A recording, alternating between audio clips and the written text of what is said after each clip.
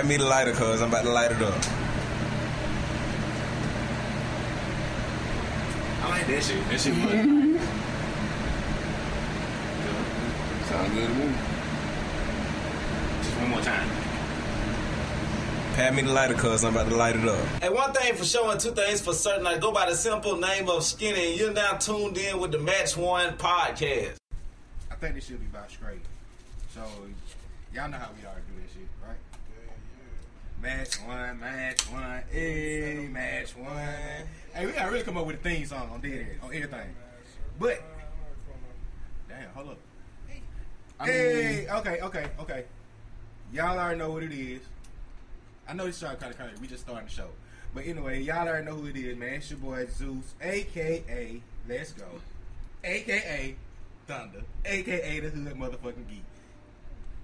You already know who it is, man. It's your boy Black Jesus, and I never know about his AKAs. I might not be there on time, but I always, hold up, run that back. I might not come when you call, but I always be there on time. My boy, I had to pull up a little bit. Look, let me go ahead and let y'all know I was pouring up this new Jamaican rum. Shout out to my mom, Dukes and all. Just brought this from Jamaica, cuz, like, literally off the boat right now. So a nigga got down, caught up, trying to pull that and see what it hit like.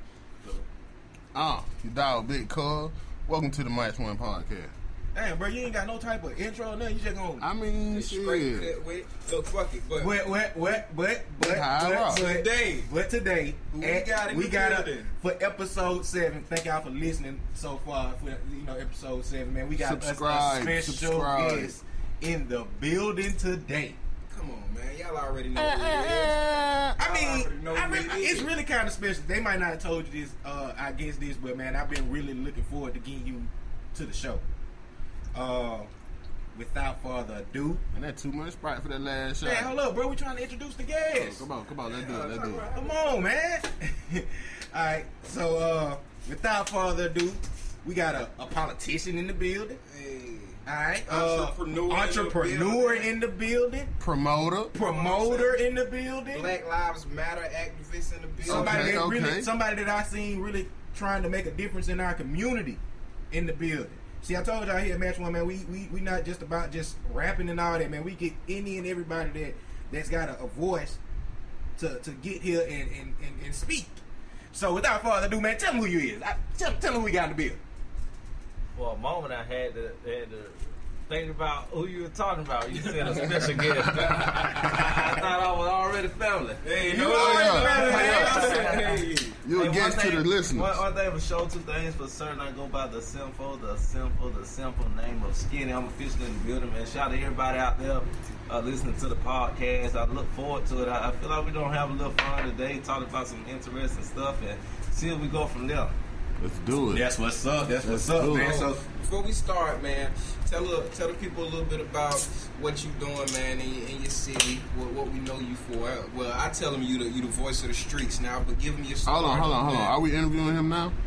I mean, we just give him a little insight. Not an interview, we just want him to know what he doing. Okay. Because we really got to get into. Say, we got some shit we got to get into, and we can get to all that later. We'll get into that later. You know what I'm saying? We just want him to, to hear the people, let them know what he doing and how he working. Just since I was a child, I always knew that there was something uniquely special about me, and so I've tried to, take those good vibes and that good energy and try to put it into a lot of different things. And I recently ran for city council. I wasn't elected to city council, but I think that I was selected as the voice of the people in Columbus. So, I'm confident in what's to come in the city, and I've been around so long that I feel that now is still the time for change, and that if you really and truly want change to happen in your community, in your city, in your state, that change must first start with yourself. And that's how you truly make a difference in your community, is by first finding ways to make yourself better. So, it's been an interesting ride. I'm sure there's a lot of questions y'all want to ask and a lot of subjects to touch on and talk about. So. I got a question. I want to know where you stand. Okay, I know you like a community activist, or like stop the violence and different things like that. Are you like one of the people that advocate for the gun laws and different things like that? Where do you stand with gun laws? Well, I think that our Second Amendment right give us the ability to bear arms. Right. But at the same time, one of the founding principles this country was founded on was the right to life, liberty, and the pursuit of happiness. Right. So, your Second Amendment right to bear arms stops at my ability to have life. And so, I think that we definitely want to protect people's right to protect themselves and their families. Right. But at the same time, we want to make sure that, we're doing everything in our power, closing loopholes in the system, making sure that those that are getting availability to these weapons, that they're citizens that should have them. And so, we've got to have common sense gun regulation. I just feel like a lot of the regulations are really meant to control us and put us. Wait, motherfucker! Wait, niggas! What's up? Y'all just jumped into the Y'all serious get shit. into deep I mean, already. You kind of look. it was flowing. You brought It it was up. flowing. Listen. now. What I'm saying is, it was flowing. Why would we go from him explaining, I came in, this, that, and then just say, okay, let's jump into this, and then go back to that? Makes It was sense. flowing. You know what I'm saying? It makes sense. So I was thinking like, shit. We just didn't give him enough time to really. But get I mean, if y'all want to jump into the Nah, shit, look, we already are. We can jump just into the gonna speak shits. on this. Look, guns don't kill people. People kill people.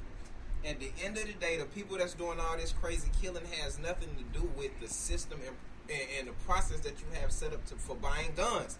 The niggas doing all this crazy shit, you know what I'm saying, are the people who getting these guns off the streets illegally. Or we ain't gonna talk about the guns that the government or y'all big brother throwing in the alleyways in Chicago. We ain't talking about how these crazy guns getting out here. The people who abide by the law, who go through the right process of getting their guns and getting their license to carry, they ain't out here killing people. They ain't out here committing these crazy mass murders. You don't have to worry about that. So what? You taking guns from people who trying to protect themselves from the craziness. You ain't taking them from the people who getting the guns to do the crazy because they find it without y'all process. You feel what I'm saying? I don't understand it. I mean, I feel like it's a bunch of bullshit anyway. I mean, it's not nothing to do with guns. I feel like the idea of stop the violence is delusional because violence has always been around. There's no way that you can stop violence. I mean, you can contain certain things in certain situations, but thinking that you can completely stop violence is just, I feel like it's delusional. Well, one of the things I ran my campaign on was the eradication of poverty. Dr. King says that crime is the bride of poverty. And when you look at, which areas are more crime-ridden and which areas have become criminal havens, is those areas that are most impoverished. Right. And so we want to, truly have an impact on crime. I think that, we've got to start putting, steps in place where, people that are currently impoverished, that, we'll start to, help them find jobs. Or we'll even start to help them to create their own business, help them to go back to school, help them to make money so that they can provide for themselves and their families.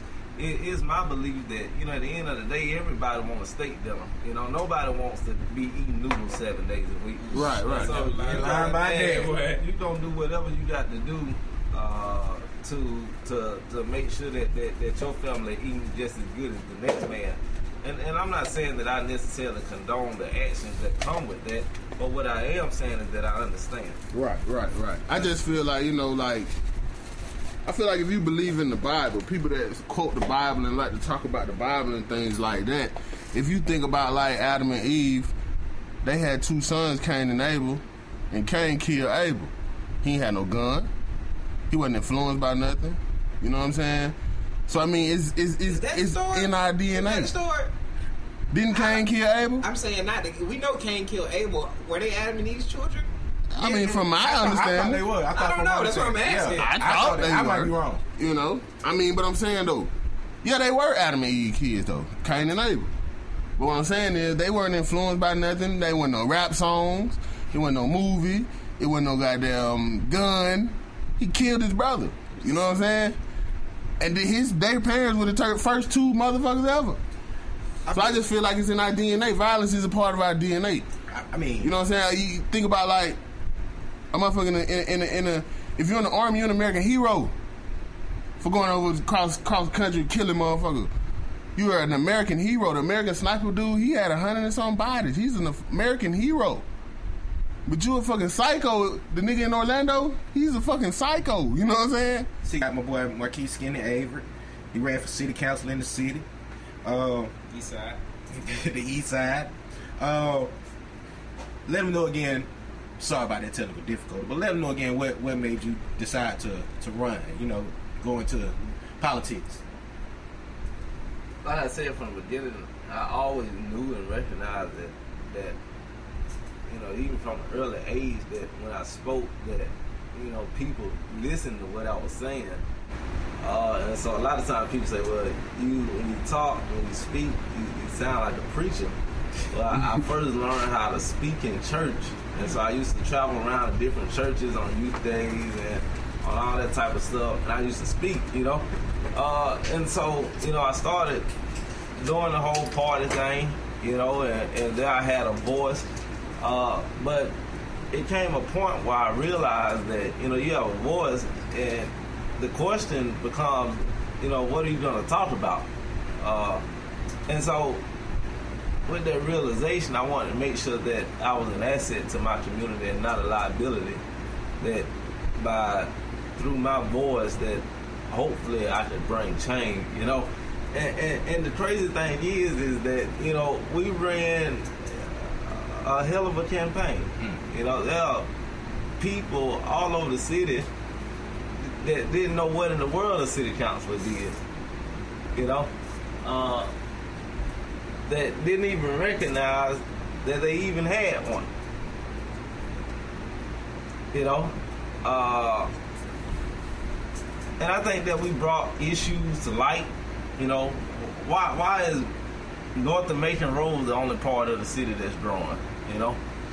Why we keep adding so many Family Dollars and Walmarts and Lotto stores to our community, but that same development is not going on North Macon Road, you know? Why are so many people, you know, not receiving a livable wage, you know?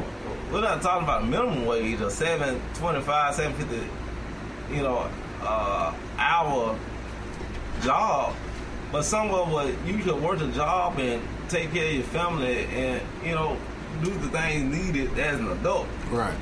And you see that so many times, even with crime, when a parent has to work 2 or 3 jobs, well, who's taking care of the child? They're taking care of themselves. They're going into the streets trying to find love that I believe that they don't think that they're getting at home. And I believe that I could offer a voice to that. I felt like, you know, I had proven time and time again that I would speak up, that I wasn't scared, that I was bold. I didn't receive not one political endorsement. Didn't receive not one check from a big corporation or a big donor. All of my money came from, you know, friends, you know, ordinary people giving $20 and $50 and $100, and we were able to outraise my opponent. You know, through everyday people believing in change. But when you deal with the statistics or even the reality that 80% of people stayed at home, 80% of those who were able to offer their voice into the process decided that it wasn't important enough. You know, so you had older people going to vote because they go to vote each and every time, and you know they're stuck in their ways. They ain't going to change too much. But then you had younger people who said, well, you know, I believe it's time for change. I believe it's time that we do something different. They stayed at home. And so each time we, you know, fail to show up at the poll, each time we say, well, you know, my vote doesn't matter, there's a vote for the opposition. There's a vote for the person that shouldn't be in office because they want us to stay at home.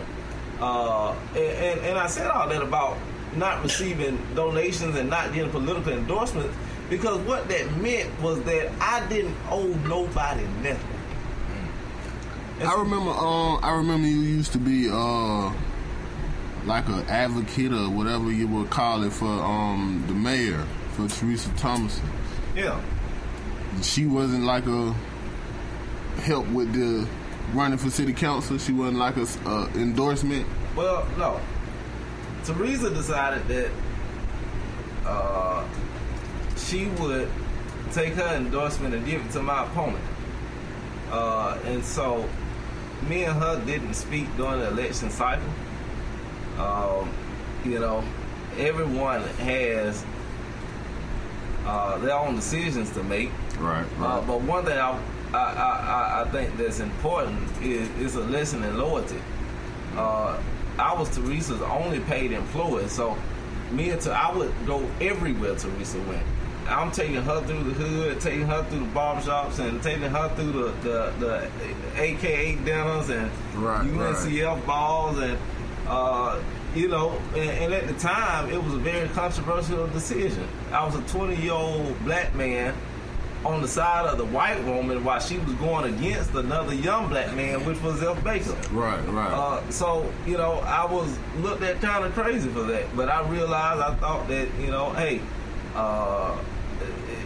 I felt that she could do better than Zeph could. I felt that she was more prepared, and I stick by that. But at the same time, you know, how the game is played is that, you know, don't nobody owe you a thing. So I take that, and I take that, and I take that with me, and I never forget that and treat it as a learning moment. Okay. Right. So look, recently, I don't know what you got going on, man, but I seen you with a picture, and in this picture, it was you and Hilary Clinton. How did that come upon? Like, what's going on with that, man? That is kind of crazy, huh? Hold on, listen. Before you even ask that first, was you going for Hilary or Bernie? I'm a true Bernie Sanders supporter. Okay. I'll tell you something interesting. 2 days after Bernie Sanders announced he was running for president, he came to Davenport, Iowa, while I was serving as a regional field director with the League of Conservation Voters. And he asked me to be one of 3 students on a panel he is talking about college affordability. And when you look at that in just the greater scope of things, I'm just a young cat just from over there off Far Road, you know, on a stage with a, you know, major candidate for a presidential nomination. But, you know, so I was very fond of Bernie. I liked his ideas. I liked his tenacity. I liked the fact that he was saying the same thing that he was saying now 40 years ago. That, you know, he was connecting with so many young people. But I kind of, you know, I'm going to bring it back around, but I kind of see my own self in Bernie. Is that he was going against the system. He had the young people. He had the excitement. He had the knowers. But those people who were excited about him were not willing to go the extra mile and vote. And I feel that's how it was in my election, that, you know, people were excited, but they didn't go the extra mile. So, you know, I met Bernie a couple of times, then in Iowa and then when he came to Atlanta. But I met Hilary, actually. She did a kickoff event for African Americans for Hilary on the campus of Spelman. I think it was Spelman. Yeah, Spelman. He was Spelman or Morehouse. But everybody was there, man. Usher, Grant Hill, Monica, Andrew Young, there's just a whole bunch of people in the political circle in Georgia. And so after her speaking there to a packed room, I was actually able to take a picture with it. It looked a little rough, but, you know, I was actually able to meet both candidates that ran as Democrats, and I think that I'm one of very few people in Columbus that have actually updated that. I guarantee you probably the only one. That's big there, man.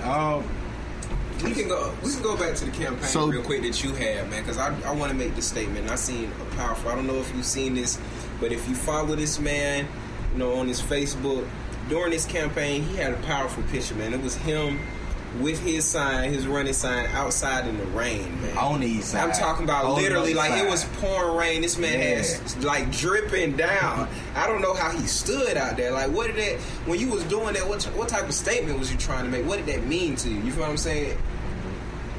Well, I had actually been out there for about an hour, and it was so hot. I kind of figured it was going to rain, but I really ain't paying no attention. So I stood out there, and eventually, because I stood outside and held signs so much, I carried shirts with me. I changed shirts, kind of got the sweaty one. And that thing I know, man, just a rain cloud out the world came, and 3 minutes later, it was going down. Onto my bro, at one point, rain coming so much in my face that I literally about can't breathe. Yeah. Like, really, it was like not one of them little drizzles. It was, there are a couple of videos that actually show us. Somebody pouring water on you. Yeah. But I knew what it meant. I knew how people would feel about driving by and seeing somebody still holding on, in the pouring rain. And not only that, but what was even more inspiring was, after all of that, a rainbow appeared. I seen it. They got it. I don't know who was catching these pictures, man, but they was grabbing perfect pictures of the situation, man. Yeah. And I was like, bro, if it's not the favor on this man, like it looked like you just had a calling on you in these pictures, man. It was a lot, bro. It was a powerful picture, man. And that picture is gonna be a statement, man. I promise you, no matter if that campaign over or not, always keep that picture right there, because that picture tells a lot about you. So you dedicated, man. No matter what's going on, how it's looking out here, you feel what I'm saying? Rain, it's not about me. It's about getting this message across that I'm willing to do whatever I need to go over that threshold, that extra line for you. Absolutely. And I respect that, man. I can't do nothing but respect. Can't do nothing but respect. I swear. Man. Can't do nothing but respect that, man. What was that process hard for you? Because I know you used to do parties and stuff back in the days. Was that process hard for you to go from doing that to doing the politics, or was it pretty much an easy, a transition? Was the transition hard? I guess is the question. Well, I just one thing I said that it didn't start overnight. Yeah. One of the hardest things that came from, actually choosing to, promote parties and do that is that there was a financial impact to that. Because good one, it and so that was kind of hard, and being an activist isn't a lucrative business. You know what I mean? Man, I realize sometimes, man, you get criticized for every damn thing. People rather criticize you than actually criticize the people that can really make a difference. Go ahead and speak on the situation, man. I know you got some things on your mind, but we get personal and raw here. No. I know where you at. So go ahead. You can nobody. You know what I'm saying? It is nobody's giving you anything. You know what I'm saying? You'll be lucky if you get some lunch or some gas. But everybody wants you to do everything for them. You know what I'm saying? And so the work is what drives you. If I can just change the community, then there's no dollar amount that can pay for that. Yeah. And so when King died, King wasn't a rich brother. Malcolm wasn't a rich brother. And I kinda don't know which one I'd rather be. The question is kind of, do you want to be a politician or do you want to be an activist? Yeah. Hey, I got. I got some stuff, man, that I would say about the great Dr. King, but we ain't gonna talk about that right now. We're gonna leave that to a little bit later. I don't know how you might feel about that. You know what I'm saying? 'Cause I feel a certain way about it, so we're gonna leave that to later. But listen. Well, let's put that in the parking lot then. I don't mind talking about Dr. King. Okay, you know what I'm saying? Okay. But what I do want to say and get out immediately is, what can you tell us, man? What have you learned from the transition going to, you know, the type of crowd you dealt with as you were younger when you was doing the parties, and with this politician type of thing, you the voice of the streets, you the voice of the young black people, you know what I'm saying? But that game you playing is a whole nother crowd, you know what I'm saying? A whole nother type of people. So, you know, it's real different, you know what I'm saying? Real slick. So what have you learned about that, and how, what can you tell the people? Like, how do you work around it, man? You know, one thing that you always realize about me is that I'm gonna be the same person no matter where you meet me at. You know, whether you meet me at the barbershop or the White House, you know, I'm still gonna be skinny. You know what I'm saying? And so I think it's just remaining true to who you are. I think it's going after what you're most passionate about. To me, with any transition in life, is realizing that what you're doing is not only for you, not only for your family or your community, but it's for the betterment of your people. And the thing is, we have so many politicians that claim they love serving, but they don't love the people. You know, you can't say you a citywide representative on council and say you love my people, but I ain't never seen you south of Macon Road.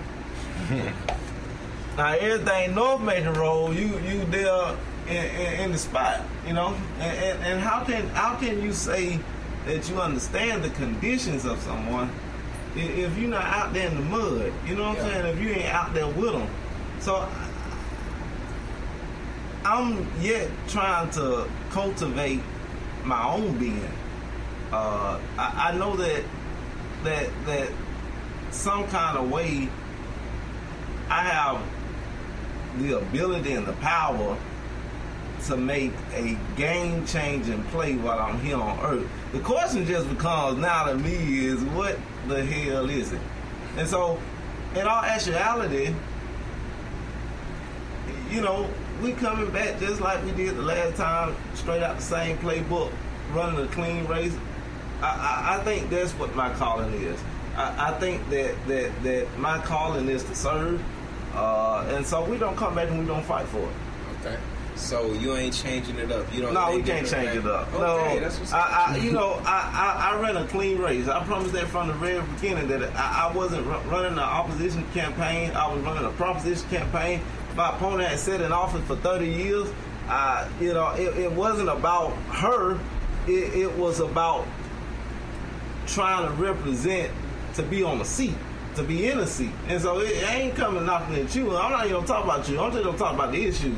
And so I might step on your toe a little bit because you've been part of the problem, but I ain't going to directly come at you. Yeah. And you can't ask for no too much better than that. You know, I'm 26 years old. I went against the old guard. We captured 1,056 votes to her 1,546. That's 500 votes. You know, there's out of 12,500. You know, and so I think that in these next couple of years that we've got to start really engaging people in the process. You know, when you have people that want to serve, but they understand that, you know, damn, shit, I ain't really. Sometimes the question come kind of, is it worth it? Yeah. You know, it's like all the ridicule, you know, all of the backbite, and all of the disloyalty. Like, is it worth it? And I think that if people come to the polls and people do what they're supposed to do, I think, hell yeah, bro. If you're gonna back me up on the way, you know, if you're gonna be there and help me out, now you can't send me to city council and then don't come show up when you want me to go down there and talk big dog talk, and then two of y'all show up, you know. Send me out by myself. Holding hands and singing songs. So that's the question, man. Like, not even of you running a dirty race or you doing slick stuff. It's either just being 100. It's really like, do you wish you would have shook different hands and kissed other asses? You feel what I'm saying? Like on another side. You get what I'm saying? Like I don't know how I want to come across it over the streams, but do you get the gist of what I'm saying? Like that. How you say it, that North Jamaica Road side, do you wish you would have still intertwined and did the right things on that side to get in the seat where you need to be? Well, you know what, brother? The only thing that I wish I would have done differently was start a little bit earlier. You know, maybe kicked off in October, November instead of January. So I had January to May as a short stretch of time to build the infrastructure and actually launch a full-scale campaign. But, you know, we did our thing. Yeah. You know, I think that we ran one of the best campaigns in Columbus history, especially for a young person. I think you re-strategize and you look at, you know, the things that you could have done a little bit better, and you come at it from a different angle. But I think that you know, we brought our voices and we made sure that they were heard. And so there's a quote that says, the voices of 10 are louder than the silence of 1,000 any day. And so as long as 10 people are speaking up, as long as just a few of us are making our voices heard, at least we're doing our due diligence to get something done in Columbus. You know, before I ran, Forest Road had been closed down for... Yeah. You know what? I got to give you a handshake on that because you got it up. Yeah, somehow you got that thing running ASAP because they weren't going to do nothing with that for a minute. Right? No, they wasn't. You know, and we were able to make our voices heard, and I think that's how you provide real change. I don't think you know, I can never say I would give up because, you know, I think that's the only way you make real changes. You got to be at the table. The question becomes, you know, who's at the table? You know, who's there looking out for what piece of the pie we bringing back? And too often we got people saying, well, you know, you can have a little bit more of my pie if you don't put something little in my pie.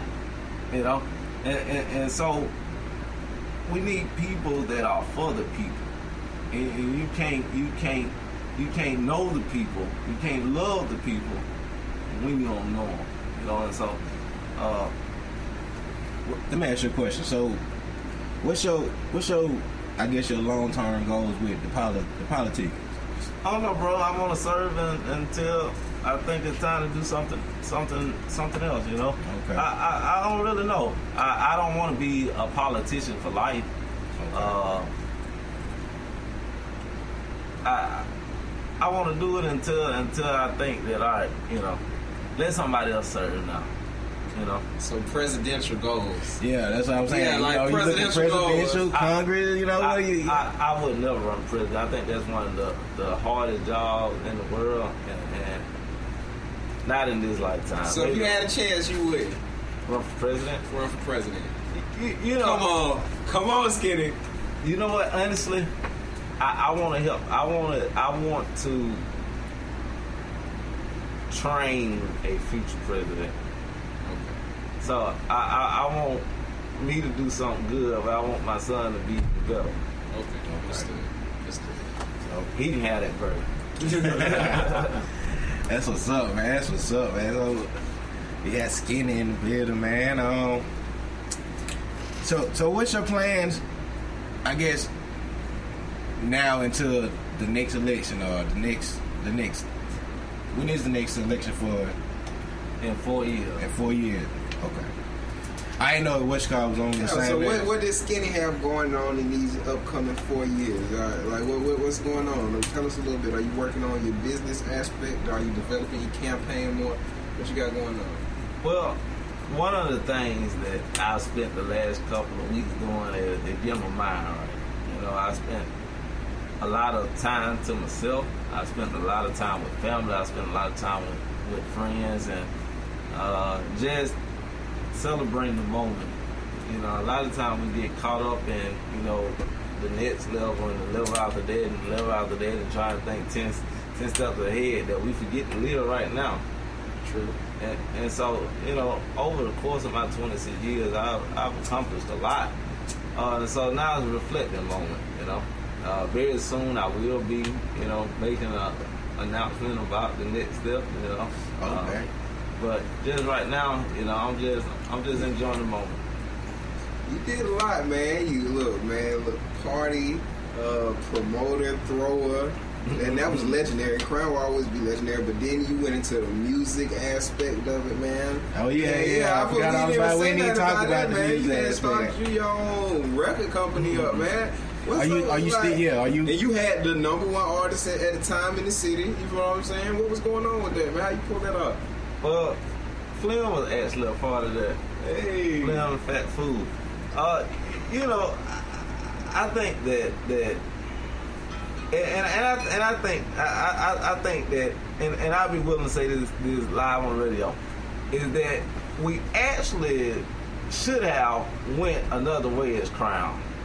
We should have, when we first started as Crown, it was actually Fat Food and Flim, and it was also DK as well. So you know, one of the things that we often sit around is what would have happened if we went with Fat Food and Flim first instead of trying to push DK first. It was, you know, them two showing up to the studio ready to go every day. You know, it was them two, you know, running around the gym, you know. And yeah. In the gym doing what? That's how you get your, you know what I'm saying, your weed right. And that's the right thing to do. That's crazy. Shout out our boy Flim is in the building. Flim in the building. That's crazy that he just out there every time, man. It was That's crazy. Yeah, and so it was a movement. You know, I still look back at that time and realize I only had, you know, them for a year. And just the amount of knowledge that was gained in that 1 year. And I was only 21 at that time. You know, I was young as that. Yeah. Yeah, and so it was an amazing opportunity, you know. And so even though, you know, sometimes you have stumbling blocks, you know, use them stumbling blocks as building blocks and use that to go a little bit higher. Okay. So with that said, since we own the music, are you still planning on messing, you know, doing anything musically or messing with the music industry ever again, or you had your fun with that? You know what, brother? I wouldn't be against it. Okay. You know, and so I've always kept my options open, and you know, and I think that's been one of the best things to ever do is just, you know, when you say, well, I can't do this, I can't do that, you limit yourself. Yeah. And you know, I don't know what the big man got in store for me. You know, that's why I say, you know, every now and then you just gotta really, you know, find your inner self, take time out for you. Embrace the moment, and so I don't know. We'll see. Since we talking about this music, we ask all our guests here some crazy shit. So since we talking about music, what is Skinny listening to right now? What you got in your phone? What you pop in? You know what, brother? And don't judge me. Tell us the truth now. We want to know. No judging, bro. Ain't no judging here, man. My favorite artist, without a shadow of a doubt, is Stevie Wonder. Okay. Oh, Classic. So I oftentimes just put on Stevie Wonder Pandora Station. I get to hear all the classics, you know. Yeah. So that's good music to me. Ain't nothing wrong with that. You can't judge you from liking some classic, man. That's what's up, man. Lee, what's your favorite Stevie song? Damn, Sign, Seal, Delivered. Okay. Goddamn, All I Do. Goddamn, shit, there's a lot on, bro. That's how I go with Stevie. Ribbon in the Sky. I mean, I would put him on the spot and go ahead and ask him what his top 5 is, but I feel like it's gonna be so old school that it's Nah, it's top no 5 of them. Man, Top 5. What's your Top top 5? 5? We do that with the What's games. your We gotta top ask them 5 something. albums, man. We need to know right now of all time. Top 5 albums. Top 5 albums. Anything. It can be anything. Type music. Top 5 albums. It's hard. Yeah, I know it. You on the spot, so let's go. We gonna come up with a name. We don't for this even want shit. you We gotta to come up with a name. What for this you shit, like? for real. Let's get it. Top 5 albums.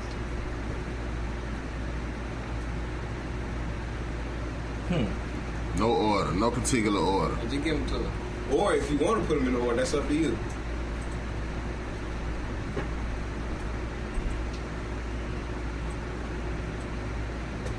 I can't say down the top 5.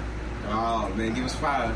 Give us 5 people. That's see everybody try to run away from it like that. And they think that's gonna make us leave it. No, give us 5. You get on the gotta come with spot. 5. We need I 5. don't know what we need 5 for. Man, we need just to hear. We like that. When you come on this show, man, we all about the different opinions. Everybody different has the different things they like. We want the different listeners their to- different aspects. That's Yeah. why It's a hard question, huh? Music, It is. music is the key to somebody's soul. By Give the us type 3. of music they listen and play, Yeah, and give us love, 3. That let us Give know 3. what's Give us up. 3. If Give you us give us 3. 3, you can give us 5. Give us your 3 There's gonna be favorites. 2 more that you want and one to throw in there. So go ahead.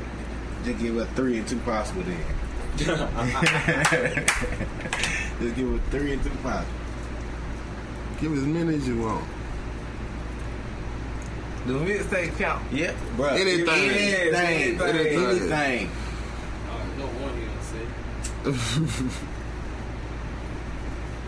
First is Drake, Thank Me Later. Whoa. Okay. Damn.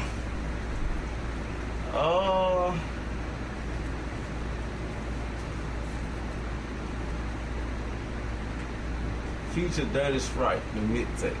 The first one, okay. Hey, okay. I know you're gonna throw some Steve in though. You don't got to. Steve So that's favorite. he might just love Stevie singles. You don't have to, man. You know what I'm saying? You don't gotta put Stevie in there. The albums ain't never been your favorite.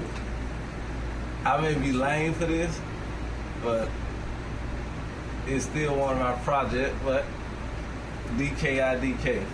Okay.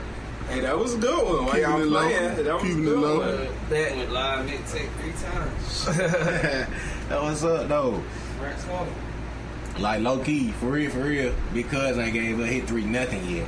Why he trying to goddamn put everybody else on the shit, spot? man, Yeah, he you still know. ain't. I forgot he was like, man, I listen to old school shit like Good and Mild. Yeah, and then he all switched the that. whole listen to subject. Good and Mild. He switched it up. Then he was like, yo, we gotta go by the top like, Master P. Nah, he ain't give a hit top 3 nothing yet. Go ahead, Just man. for the What's record. yours? I ain't got no top, bro. Man, you gotta come on. See, man. Come on. He talking about we put him on the spot. Everybody ain't been on the spot just for the record. He the only person that haven't. We needed him. I would Hey, circle the why shine though? around. Oh, this right here? yeah. It's called the blessing. Just open It's the it. blessing. It's called the blessing Just open bucket, it. man. It's called the blessing bucket. Yeah. So what do you do with this? It's called a blessing, bro. You know, hard time. You been have a hard time, man. you gotta be through that struggle sometimes. I had to just pull up, pick through a It's a couple. real rap raw, man. It's Fucked real up. raw. Man. Real struggle, bro. Real struggle. That's They got blessing buddies. That's for when you get fucked up, man. You ain't got man, you lying bad, you come through, you good for a get couple. blessed, man. you That's know? how we do it. It's Blessing. love around. It's a family, man. Hashtag royalty, man. Hashtag royalty, bro. Shout out Right. to Jamie's, man. You already know, Jamie, 15 minutes, yay, all that good stuff. Guys to the Luckies, man. Shout out to everything musical. You go there, you holler at my boy Gary. He gonna put you on, hook you up. Yeah. Shout out to Authentics, man. Holler at Kurt in the mall. He'll take care of you, man. Celebrate Jesus sent you. We want to make sure we shout out Skinny. I guess they came through. Skinny, appreciate you for coming through, stopping through, man. Missing anything, bro? Make sure y'all the YouTube plug that. Match1_706 at Twitter. The shirts coming soon. Yeah, man. Hit us up on the Gmail, Match1706. Yeah, we're gonna get back into the topics. We're supposed to be doing the Roy Ford shit. We gotta get back into the topics. Y'all send us some more stuff, man. We talk about it. We're gonna get to the letters. We're gonna get to y'all letters, man. I know y'all got these issues going on, but we always get sidetracked. But we're gonna have a show when we just deal with that the whole show. Yeah. So y'all make sure y'all tune in that week. Alright, man, so once again we still don't know how to end this shit. We gonna end it how we end it. So see y'all next week.